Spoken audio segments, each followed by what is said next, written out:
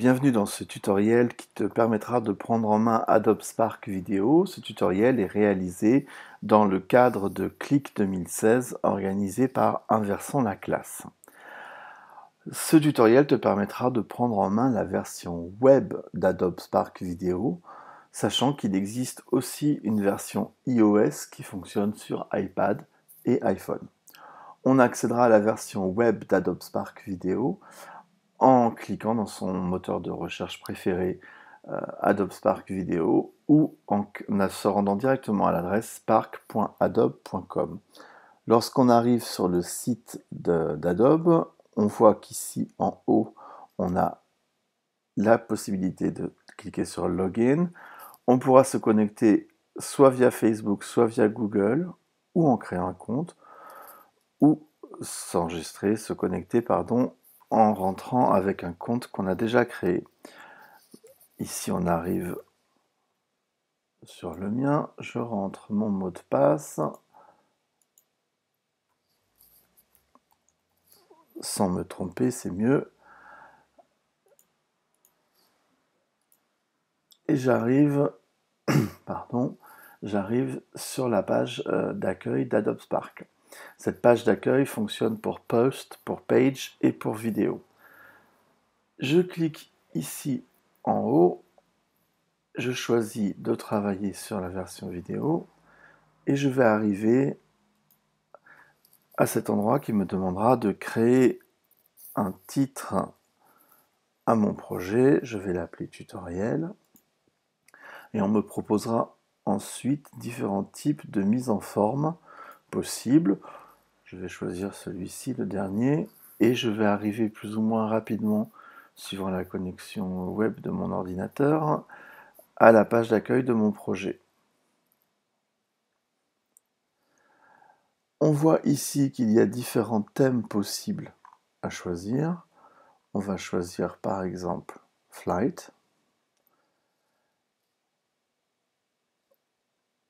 L'autre petit onglet ici permet de choisir la musique. En général, je baisse, cette petite musique est en arrière-fond, et je vais choisir par exemple Leapfrog. Le dernier onglet, Layout, permet de choisir l'organisation de la diapo. Soit une seule chose, comme ici, soit deux choses côte à côte,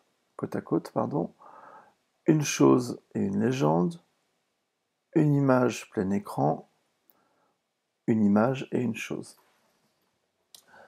On me propose ensuite de remplir cette diapo avec par exemple une icône, et j'ai accès ici à un petit moteur de recherche dans lequel je devrais taper le mot dans la langue de Shakespeare. Je veux un chat et je vais choisir mon icône de chat, par exemple celui-ci.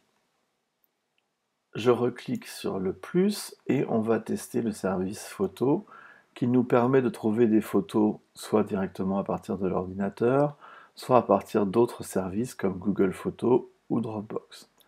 Si je clique sur Find Photos, j'ai un moteur de recherche qui a accès à des photos en licence libre. Et là encore, je vais taper chat et on va me proposer différents types de chats que je peux intégrer à ma diapo. Si je veux changer cela, je peux effacer et je peux par exemple à la place mettre du texte. Je vais taper par exemple ici cat. Pour enregistrer ma voix au-dessus de cette diapo, très simplement, j'appuie ici sur cette icône orange qui représente un micro, je maintiens appuyé et je parle, et on voit que le petit compteur se met en route. Je peux réécouter après ce que j'ai enregistré en cliquant ici sur ce petit bouton play. Si je veux rajouter une diapo, voilà, je clique sur le plus et j'arrive à nouveau à cette diapo qui est restée mise en forme comme celle d'avant. Je peux choisir par exemple de mettre une chose. Et si je décide que c'est la fin de mon diaporama, de ma capsule, je tape mon petit texte pour dire que c'est fini. et il ne me reste plus qu'à l'enregistrer ou à l'exporter. Avant, la fonction Preview ici me permettra de voir à quoi cela ressemble et si je dois changer ou pas. Et en cliquant sur Share, je vais avoir différentes options. Je vais devoir choisir dans quelle catégorie je range ma capsule, si mon nom d'auteur apparaît ou pas, si je partage ma capsule avec la communauté Spark Vidéo, ce qui n'est pas le cas. Je peux créer un lien, c'est-à-dire que dans ce cas-là, ce sera mis en ligne sur les serveurs d'Adobe, ou je peux juste choisir de télécharger et de l'enregistrer sur mon ordinateur, et on voit qu'il se met à préparer la vidéo, et qu'à la fin de ce petit cycle-là, il me proposera de l'enregistrer sur mon ordinateur. Et donc j'obtiendrai un fichier sous format MP4 que je pourrai utiliser comme je veux, mettre à disposition sur un ENT, etc. Voilà, à bientôt pour le tutoriel lors de Click.